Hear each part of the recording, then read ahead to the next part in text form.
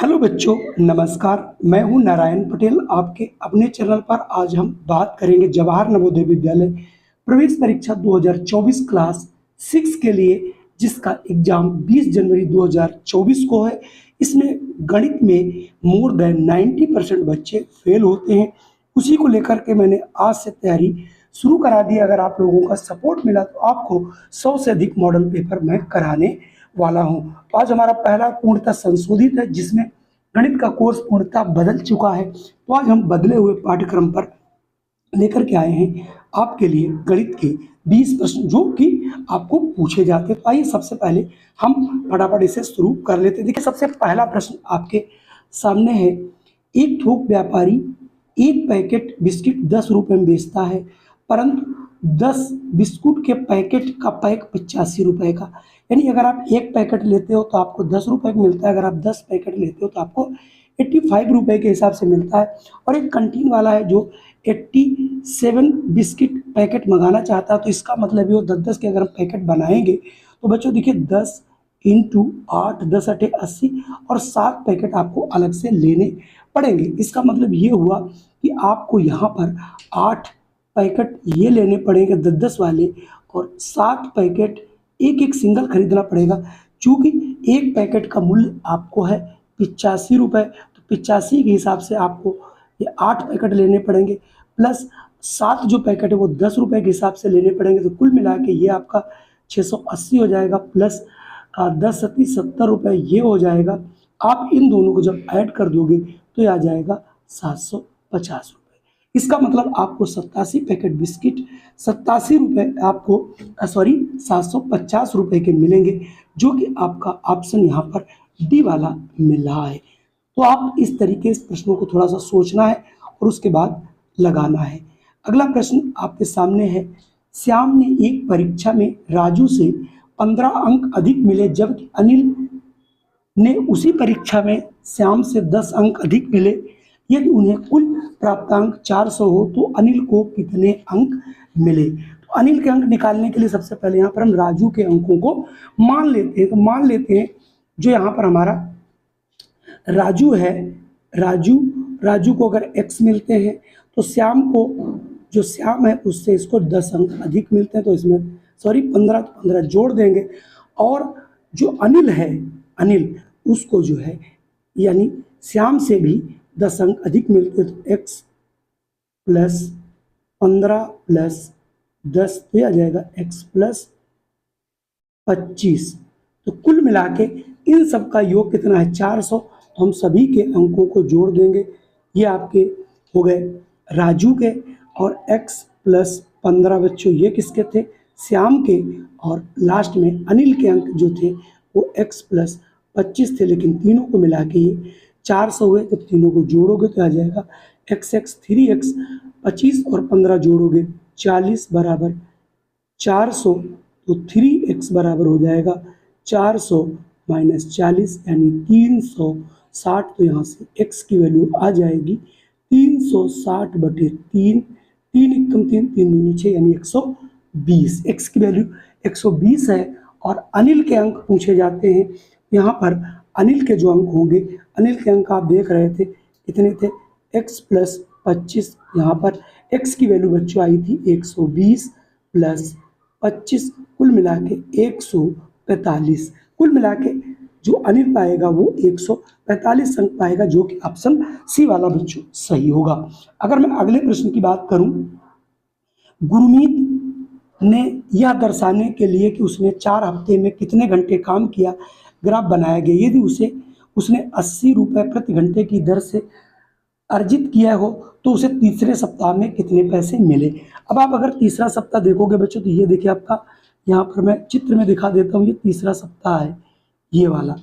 जब आप यहाँ तीसरे सप्ताह को देख रहे होंगे ये, और इससे पैरेलल लाइन खींचेंगे तो इसका मतलब इसने 8 घंटे काम किया है तीसरे सप्ताह में। तो 3 सप्ताह में काम हो गया इनका 8 घंटे, और 1 घंटे का पैसा इसे मिलता है बच्चों 80 रुपये। तो 8 अठानी 64 यानी 640 रुपये ये अर्जित कर लेगा। चलिए बढ़ता हूँ मैं अगले प्रश्न पर। अगला प्रश्न है, निम्न चित्रलेख एक व्यापारी द्वारा 5 दिनों में बेचे गए आम की पेटियों को दर्शाता है। तो आप यहाँ पर देख रहे होंगे, इधर ये दिन दिया गया, इधर बेची गई पेटियां हैं। तो पहले पेटियां आपको ये दिखाई पड़ रही होंगी, इसमें 5 पेटी बेची है, इसमें देखिए इसे 7 हैं। फिर ये देखिए यहाँ पे कितनी है बच्चों, 6 हैं। 6 के बाद यहाँ पर ये 8 हैं और ये 4। तो टोटल पेटियां इन्होंने कितनी बेची है, देखिए 12 × 18 और आपका ये हो गया 26 × 4 30, यानी 30 पेटियां इन्होंने बेची। और एक पेटी किसको दर्शाता है, 10 को। तो फिर 30 × 10 यानी ये 300 पेटी इन्होंने इन जो भी दिन दिए गए हैं इनमें इन्होंने बेच लिया है 5 दिनों में। उसके बाद कहता है यदि उसके पास अभी भी 20 पेटियां बची हों तो ज्ञात कीजिए उसके पास आरंभ में कितनी पेटियां थी। तो 300 बेच डाली, 20 आपकी बची, तो 20 पहले की रही होंगी, आप जोड़ दोगे तो यानी 320 पेटियां शुरुआत में इसने रखी होंगी। अगला प्रश्न आपके सामने है, अंकों 1, 3, 0, 5 अंक दोहराए जा सकते हैं का प्रयोग करके 6 अंकों वाली, तो इसमें 6 अंकों में 2 अंक हमें किसी न किसी को रिपीट करना पड़ेगा या 2 को रिपीट करेंगे। और वो छोटी से छोटी, जब भी छोटी से छोटी संख्या बनाते हैं तो सबसे पहले हम सबसे छोटी संख्या यूज करते हैं। तो यहाँ पर सबसे छोटी संख्या 1 है। उसके बाद अगर छोटी बने तो हमें उतने ही 0 प्रयोग करने रहते हैं। तो हम अगर यहाँ पर क्या करेंगे, कम से कम 3 0 और बढ़ा लें तो इसका मतलब ये हो गया हमारे पास 4 अंक हो गए। अब हमारे पास 2 ही अंक बचते हैं, 3 और 7, वो हम अगर आगे बढ़ा देंगे तो इसका मतलब ये हो गया आपका क्या बनेगा, 1,37,000 संख्या बनेगी जिसमें 6 अंक होंगे और इन्हीं 4 अंकों को प्रयोग करके सबसे छोटी संख्या बन सकती है। यहाँ पर आपको जो भी ऑप्शन यहाँ ये वाला दिखाई पड़ रहा उसे आप सही कर लेंगे, यानी ऑप्शन बी को टिक कर लेंगे। अगला प्रश्न भी बेहद आसान प्रश्न है। नीचे दी गई 4 संख्याओं में प्रत्येक केवल एक बार दर्शाए गए जगह पर 9 है और शेष सभी 9 से कम है, यानी यहाँ पर 9 है, यहाँ 9 है, यहाँ 9, बाकी सब 9 से कम है, यानी 8 हो सकता है, 7, 6 कुछ भी हो। लेकिन आप सभी को मालूम है जो जो हम बाईं ओर बढ़ते हैं अगर अंक बड़ा है तो उसकी वैल्यू बढ़ती जाती है, क्योंकि आप जानते हैं ये इकाई है, ये दहाई है, ये सैकड़ा है। तो अगर आप यहाँ पर जेड वाले अंक को देखें, इसमें आपका इकाई, दहाई, सैकड़ा 1000 पे है, बाकी कहीं पर भी 9 अंक 1000 पे नहीं है। इसलिए कहीं भी अगर आप इधर कितनी भी संख्या अलग कर देंगे वो बड़ी हो ही नहीं सकती। तो इसका मतलब जेड वाली संख्या हमारी सबसे बड़ी होगी। अगला प्रश्न आपके सामने है 47, थोड़ा सा अलग क्वेश्चन है लेकिन आप करेंगे समझ में आपके जरूर आएगा। तो क्या कह रहा है, ए एक संख्या है, ए में 5 जोड़ कर प्राप्त संख्या को 10 से गुणा कीजिए, इस गुणनफल में 8 घटा दीजिए, प्राप्त संख्या को 2 से भाग कर दीजिए, 151 मिलेगा। अब आपसे कहे क्या रहा, देखिए ए में 5 जोड़ दीजिए, तो मान लो आपका एक ये संख्या ए है, इसमें आपसे क्या कह रहा है 5 जोड़ देना है। फिर ये संख्या जब जोड़ दी फिर कह रहा है उसको 10 से गुणा कर दीजिए, गुणनफल में से कर 8 घटा दीजिए, जो आया ये वाला उसको 2 से भाग कर दीजिए और ये हो जाएगा 151। अब आप क्या करेंगे, इसकी आप तिर्यक गुणा कर सकते हैं या सबसे पहले हम इसको 10 से गुणा कर लेंगे। 10a प्लस 10 × 5 = 50 माइनस 8/2 बराबर 151। यहाँ पर क्रॉस मल्टीप्लिकेशन बच्चों कर दोगे तो ये आपका 2 को 151 से गुणा कर दोगे तो आ जाएगा 302, और ये आपका बचेगा यहाँ 10a और 50 में से 8 चला जाएगा, ये बचेगा 42। अब आप क्या करोगे, 10a बराबर 302 में से 42 घटा दोगे, ये बच जाएगा आपका 260 बच गया। अब आप इसको 10 से भाग कर दोगे तो आ जाएगा 26, यानी वो संख्या आपकी 26 थी। तो 47 में देखिए कहीं 26 का आंसर आ रहा है, ये देखिए 26 आंसर सी में आपका आ रहा है। 48वां है कि 23,208 × 254 × 0 × 126 बराबर क्या होगा। जब किसी भी संख्या से 0 से गुणा किया जाए तो पूरी संख्या 0 हो जाती है, तो यहाँ से ऑप्शन सी वाला आपका सही हो जाएगा। अगला प्रश्न है 49 की संख्याओं को आपको बढ़ते हुए क्रम में लिखना। तो सबसे पहले हमें छोटी संख्या ढूंढनी, तो यहाँ पर सबसे अगर छोटी संख्या अगर देखोगे 30 वाली, यानी ये वाली संख्या है, ये वाली संख्या देखिए डी में है, इसके बाद से देखिए 33 वाली होगी ये है, उसके बाद ये, यानी डी ऑप्शन जो है तीनों संख्याएं जो आपको लिखी यहाँ दिखाई पड़ रही हैं डी में बढ़ते हुए क्रम में लिखी गई हैं। 50वां प्रश्न आपके सामने है, 6 अंकों की बड़ी से बड़ी और 6 अंकों की छोटी से छोटी संख्या का अंतर क्या होगा।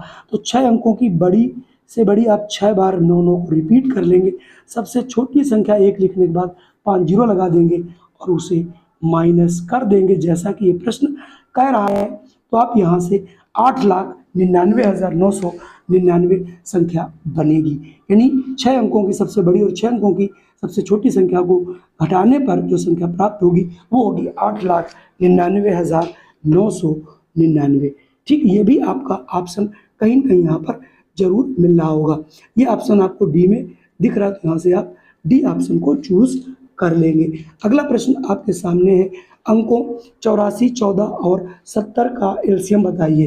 तो मैंने आपको, अगर मेरी वीडियो आप पहले से नहीं देखें तो आप लोग देख लीजिएगा, मैं ये सवाल लगाऊंगा नहीं और आपको 1 सेकंड में इसका आंसर पता चल जाएगा। देखिए 84, 140 और 70, तो जो सबसे बड़ी संख्या होती है वही उसका लघुत्तम या उसका गुणक होता है। तो 140 यहाँ कहीं नहीं आया है, तो हम 100 पहले जो 40 है इसको हम दोगुना कर देंगे तो हो जाएगा 280, कहीं नहीं आया है यहाँ पर। फिर 140 इंटू 3 कर देंगे, 14 14 14 14 14 14 42, तो यहाँ पर 420 आएगा। तो इसका 420 देखें इन सभी से कटेगा और देखिए 70 से भी कट रहा है, 84 से भी आपका देखिए 5 से जब गुणा कर दोगे तो ये कट जाएगा। तो यहाँ से आप देख रहे होंगे कुल मिला के 420 इसका एलसीएम हो जाएगा। चलिए बढ़ते हैं अगले प्रश्न पर। चलिए अगला प्रश्न है 52, 64, 120, 144 का महत्तम समापवर्त क्या होगा। आप सभी जानते हैं इसमें सबसे महत्तम समापवर्तक में सबसे छोटा अंक आपका कितना है, 64। तो 64 से छोटा होगा तो ये तो दोनों हो ही नहीं सकते।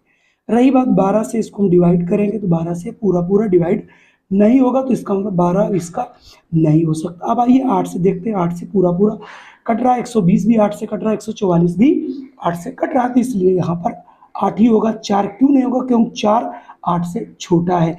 तो जो भी 164 से बड़ा हो, यानी 164 हो या 164 से कम हो, लेकिन जो बड़ा हो उससे तीनों संख्याओं को डिवाइड करके देख लिए, वही संख्या आपकी होगी महत्तम समापवर्त। अगला क्वेश्चन आपका है, देखिए क्षेत्रफल से छायांकित भाग का क्षेत्रफल ज्ञात कीजिए। तो छायांकित आपका ये वाला है जो आपने ये देख रहे होंगे, ये वाला पोर्शन, ये पूरा। तो यहाँ पर अगर आप इसकी माप की बात करें, अगर ये पूरे की हम बात करते हैं ऐसे और ऐसे और ऐसे, तो जब आप इसको देखोगे तो इसकी लंबाई, ये देखिए चौड़ाई 15 है, लंबाई 20 है। तो पहले हम जो इसके अंदर का भाग है इसको मैं छोड़ देता हूँ, तो पूरे भाग का क्षेत्रफल जो है यहाँ से ज्ञात कर लेता हूँ। यह आयत है, आयत का क्षेत्रफल होता है लंबाई इंटू चौड़ाई। तो बच्चों 15 दूनी 30, यानी 300 मीटर स्क्वायर हो गया। अब मैं इसकी बात करता हूँ, ये 15 है, इधर भी 15 है, लेकिन ये कितना नहीं पता। 3 आपका इधर निकल गया है, 3 आपका इधर निकल गया है, तो ये पूरा आपका 15 था, 15 में से 3 3 दोनों तरफ निकल चुका है, 15 माइनस 6 बराबर 9। इसका मतलब इसकी चौड़ाई 9 हो गई। तो अंदर यानी जो शेडेड नहीं है, छायांकित नहीं है, तो बिना छायांकित भाग का क्षेत्रफल कितना होगा, वो आपका 15 इंटू 9 होगा।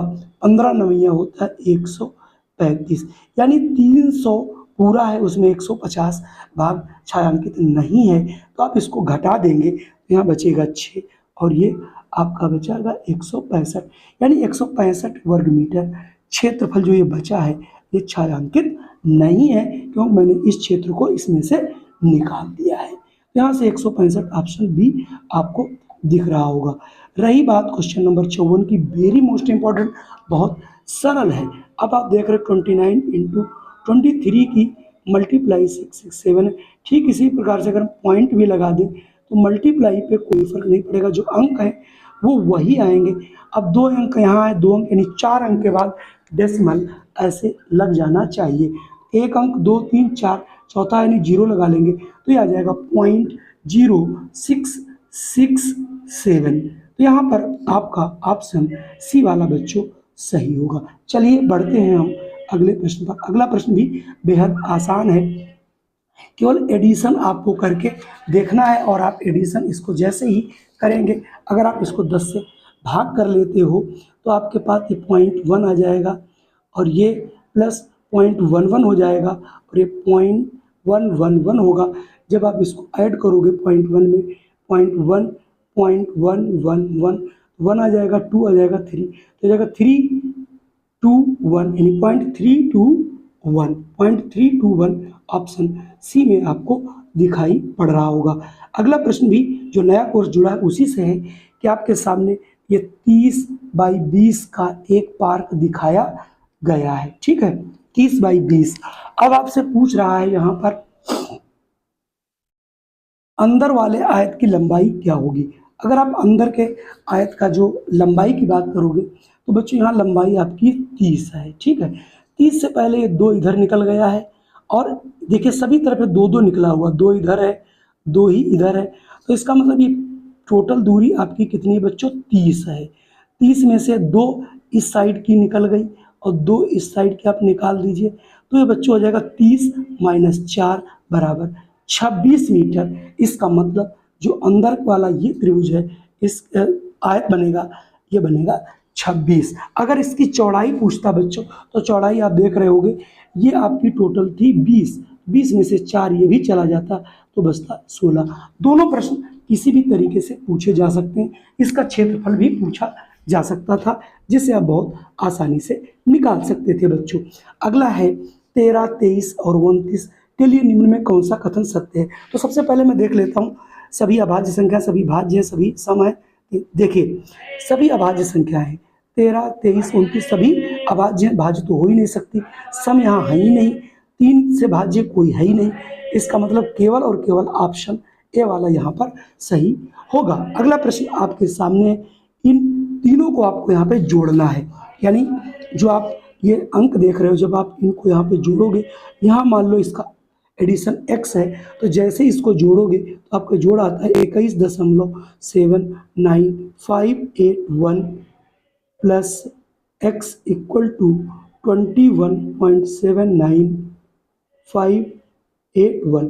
अब आप x बराबर जैसे ही निकालोगे तो ये आ जाएगा x बराबर 21.79581 और उसमें से आपको घटाना रहेगा 21.7881। जैसे ही आप इसको यहाँ पर घटा लोगे और घटाने के बाद जब आप देखोगे तो इसका आंसर आ जाएगा 0.00711।